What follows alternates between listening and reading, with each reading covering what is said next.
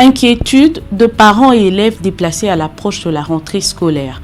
La rentrée scolaire 2024-2025 est prévue le 2 septembre prochain sur toute l'étendue de la RDC. Des inquiétudes se posent cependant au sujet de l'effectivité de cette activité dans la ville de Goma ainsi que dans le territoire de Nyiragongo qui regorge un grand nombre de déplacés de guerre. Ceux derniers ont fui le village de territoire de Rutshuru, Nyiragongo, Massissi, voire une partie de Lubero. Si certains parents d'élèves disent ne pas être prêts pour la prochaine rentrée scolaire, suite notamment à la crise économique, la situation est carrément pire pour les familles déplacées qui ont tout abandonné dans leur milieu d'origine. Dans les différents sites de déplacés situés dans et autour de Goma, le parent tout comme les élèves n'espèrent même pas renouer avec le chemin de l'école ce 2 septembre 2024. Je ne sais pas préparer la rentrée parce que je n'ai rien. Si les enfants vont étudier, ce sera grâce à Dieu. J'ai 4 enfants et c'est seulement 2 qui étudiaient avant la guerre.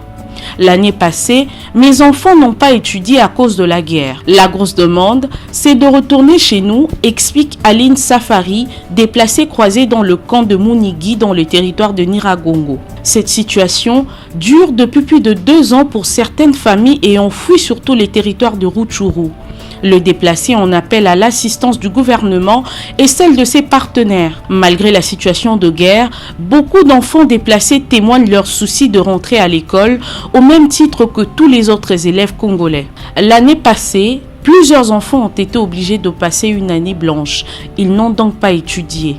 Nous demandons au gouvernement d'organiser notre retour chez nous parce que la vie dans le camp n'est pas facile.